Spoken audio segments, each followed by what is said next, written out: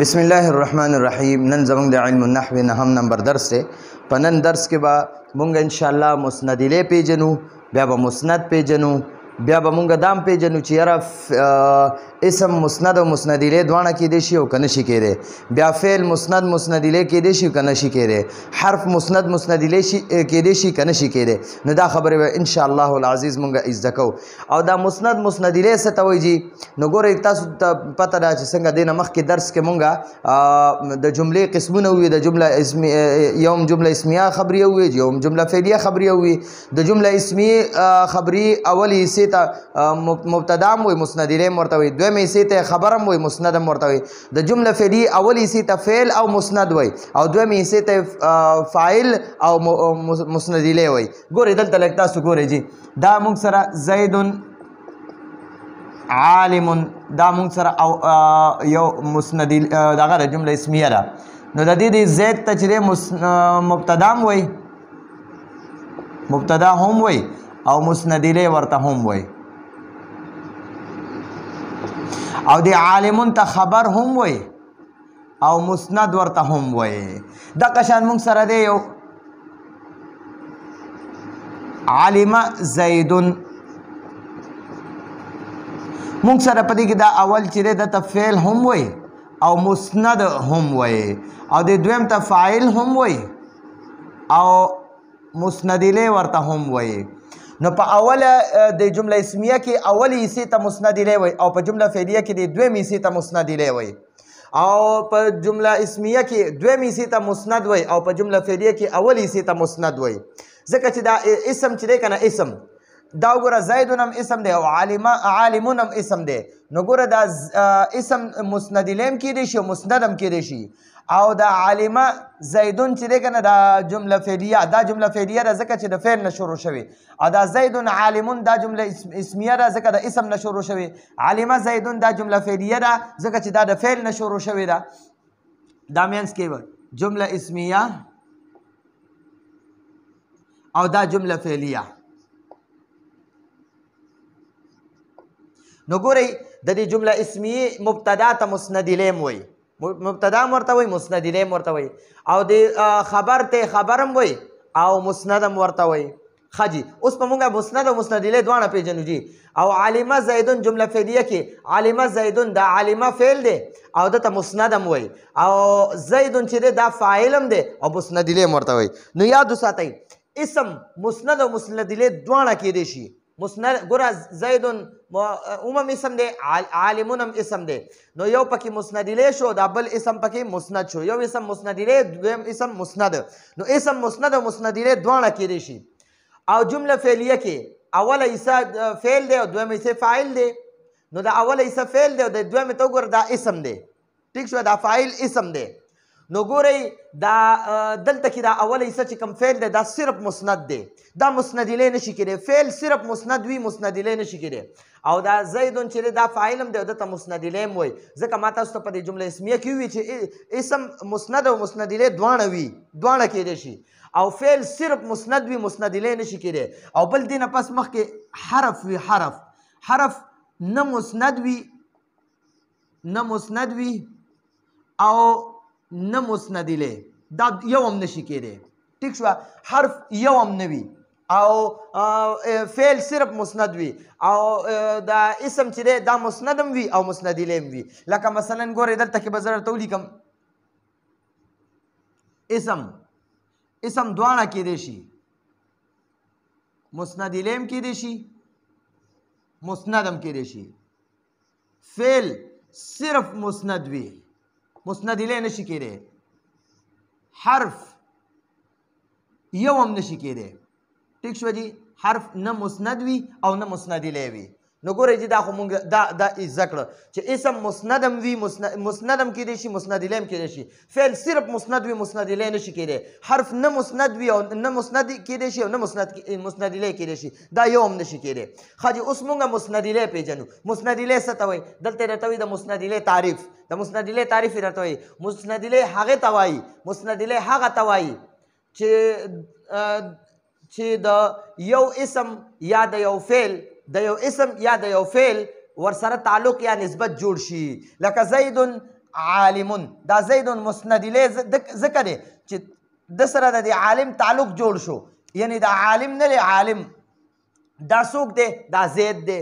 نو ګوره د دې مسند ورسره تعلق قایم شو، د دې خبر ورسره یا د عالم د بل اسم تعلق د چا سره قایم شو؟ د زید سره، یا د ته موږ نسبت هم وایو. نو د دې مسند نسبت مسند الیه طرف ته وشو. د مسند الیه چاته وایي؟ چې د بل اسم تعلق ورسره جوړ شي. نو دا مسند الیه سره تعلق جوړ شو د دې مسند، نو دته ځکه مسند وایي. دا مسند ورته ځکه وایو چې د بل اسم ورسره تعلق جوړیږي. مسند ورته ځکه مسند الیه ورته ځکه وایي چې د مسند ورسره تعلق جوړیږي. یا به داسې وي ګورئ مسند الیه چاته وایي؟ چې د بل اسم یا د فعل ورسره تعلق قایم شي یا نسبت ورسره جوړ شي، نو دغه ته مسند الیه وایي. مسند الیه سره د بل اسم یا د فعل تعلق یا نسبت جوړیږي، تعلق یا نسبت جوړیږي. مسند الیه سره د بل اسم یا د فعل تعلق قایمیږي یا نسبت ورسره جوړیږي، نو دغه ته مسند الیه وایي. مسند الیه څه ته وایي؟ چې د بل اسم یا د بل فعل ورسره تعلق قایم شي یا نسبت ورسره جوړ شي، تعلق ورسره جوړ شي یا نسبت ورسره جوړ شي. ټیک شو جی؟ دغه شانتې جی اوس درته د مسند تعریف کوي. مسند هغه اسم یا فعل ته وایي، هغه اسم یا فعل ته مسند وایي چې د مسند الیه سره تعلق یا نسبت جوړ شي. ګوره دلته مسند الیه څه ته وایي؟ چې د یو فعل یا د یو اسم ورسره تعلق قایم شي. ټیک شوه؟ نو هغه ته مسند الیه وایي. اوس درته وایي مسند څه ته وایي؟ چې د مسند سره د کوم اسم یا د فعل تعلق قایم شي که نه، هغې ته مسند وایي. د کوم اسم یا د فعل چې د مسند الیه سره تعلق قایم شي که نه یا نسبت ورسره جوړ شي، هغه اسم یا فعل ته مسند وایي. هغه اسم یا فعل چې د مسند الیه سره تعلق جوړیږي دغه اسم یا فعل ته مسند وایي. او مسند الیه څه ته وایي؟ چې د اسم یا د فعل ورسره تعلق قایم شي یا ورسره نسبت جوړ شي، نو هغه ته مسند الیه وایي. مسند الیه تعریف بیا زده کړه. د مسند الیه تعریف، مسند الیه هغه ته وایي، مسند الیه هغه ته وایي چې د یو اسم یا د یو فعل ورسره تعلق یا نسبت جوړ شي، د یو اسم یا د یو فعل ورسره نسبت یا تعلق جوړیږي. اوس د مسند تعریف وره همدغه شان خبره ده چې کوم هغه مخکې بره خبره وشوه. وایي مسند هغه اسم یا فعل ته وایي، مسند هغه اسم یا فعل ته وایي چې د مسند الیه سره تعلق یا نسبت جوړ شي، د مسند الیه سره تعلق یا نسبت جوړ شي. اوس درته وایي اسم مسند او مسند الیه دواړه کیدی شي. څنګه مې چې تاسو ته دې مثال کې دې نقشه کې جوړ کړ چې اسم مسند او مسند الیه دواړه کیدی شي. لکه زید عالمون، زید هم اسم دی، عالمون هم اسم دی. ټیک شوه؟ نو دا زید دا یو اسم چې دی دا مسند الیه شو، دا بل اسم ورله مسند شو. په دې کې ګورئ دا ته لیکلي دي دا دی لکه زید عالمون کې زید او عالم دواړه اسمونه دي. زید هم اسم دی، عالمون هم اسم دی، او د عالم تعلق یا نسبت زید سره جوړ شو، او د عالم دلته کې د پکار دی، او د عالم تعلق یا نسبت زید سره جوړ شو. یعنی دا زید چې دی کنه دا عالم دی. نو دا د عالمیت دا خبره د چا باره کې وشوه؟ د زید باره کې وشوه. نو د چا باره کې چې کومه خبره وشي که نه، نو هغه خبرې ته مسند وایي، او چې د چا باره کې وشوه نو هغه کس چې دی هغه مسند الیه دی. اوس پې پوه شو انشاءالله. نو زید مبتدا او مسند الیه شو. زید مبتدا او مسند الیه شو ځکه چې د ده باره کې د عالمیت خبره وشوه چې دا عالم دی.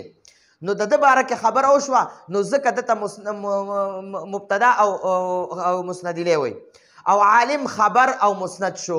عالم دا کومه خبره چې د زید باره کې وشوه دغه خبره مسند خبر او مسند شو. اوس درته وایي فعل صرف مسند وي. څنګه چې مې درته دلته وي فعل صرف مسند وي او مسند الیه نشي کېدی، مسند الیه نشي کېدی. لکه زید عالمه، زید عالمه دا زید چې دی دا اسم دی، او عالمه دا فعل دی. او علم زیدون، نو اوس د علمه ته مخکې ولیږو او دا زیدون یې وروسته کو. په دې دواړو جملو کې د علمه تعلق او نسبت زید سره شو. لکه دلته وایي زیدون عالمه، زید عالم دی، او دلته وایي عالمه زیدون، عالم چې دی دا زید دی، عالم زید دی. دلته راته وایي زید عالم دی او د بله جمله کې راته وایي عالم زید دی. نو ګوره په دواړو جملو کې دا عالمیت چې دی که نه دا د زید باره کې شو، که دا جمله اسمیه کې او که جمله فعلیه کې، خو عالم پکې زید دی. نو دا عالم چې دی د عالمه د دې نسبت د دغه سره جوړ شو، د دې زید سره جوړ شو. نو د عالمه نسبت او تعلق د زید سره شو، نو ځکه عالمه مسند دی او زید مسند الیه دی. او حرف دا ګوره دا حرف او حرف نه مسند وي او نه مسند الیه وي. نو دا خبره به پکې همیشه لپاره یاد ساتئ. زه کوشش کوم چې لږ ځای پکې جوړ کړو، زه بیا دغه پکې وکړو دا د دې مسند الیه باره کې لږه خبره باندې ځان نور هم پوه کړو. لکه ګورئ جي زید عالم، ٹھیک شوه، دا زید پکې عموم اسم دی او دا عالمون پکې عموم اسم دی، ٹھیک شوه. نو دا دواړه مسند او مسند الیه دواړه کیدی شي. دا زید مسند الیه دی او دا بل اسم چې دی دا پکې مسند دی. او علمه زیدون، علمه زیدون کې وګورئ علمه زیدون په دې جمله کې د علمه فعل دی او زیدون فاعل دی، ٹھیک شوه. او د فعل ته مسند وایي او دا فاعل ته مسند الیه وایي. نو تاسو ته مې په دې کتاب کې لیکلي چې دا مسند الیه چې دی که دته خبر هم وایي، نو دا هر وخت خبر نه وي. ګورئ دا مسند الیه چې دی دته مبتدا وایي، نو دا همیشه مبتدا نه وي. ګورئ په جمله فعلیه کې وګوره دا مسند الیه دلته فاعل دی او په جمله اسمیه کې مبتدا دی. په جمله اسمیه کې دا مسند الیه چې دی دا مبتدا وي او په جمله فعلیه کې مسند الیه فاعل وي. دا خبره به یاد وساتئ. په دې کتاب کې به تاسو ته د علم النحو کتاب کې به درته په اردو کې لیکلي وي چې یاره جمله مسند الیه چې دی دته مبتدا هم وایي ځکه چې د جملې ابتدا ته کیږي، خو ټیک ده دا په جمله اسمیه کې ورته مبتدا وایي. همیشه مسند الیه ته مبتدا نه وایي، صرف په جمله اسمیه کې دته مبتدا ځکه وایي چې د دغه جمله اسمیه کې د دغه مسند الیه نه ابتدا شوې ده د دې جملې. او په جمله فعلیه کې مسند الیه ته ګورئ مبتدا نه وایي ځکه په جمله فعلیه کې ورته مبتدا نه وایي ځکه جمله فعلیه کې مسند الیه فاعل وي، مسند الیه مبتدا نه وي. مسند الیه ته مبتدا په جمله اسمیه کې وایي ځکه چې دغه جملې اسمیه ابتدا ته کیږي، او په جمله فعلیه کې مسند الیه ته فاعل وایي. نو دا زمونږ د نن ورځې درس و، راتلونکي درس پورې اجازت غواړو. هذا هو المرام والله اعلم بحقیقة الكلام.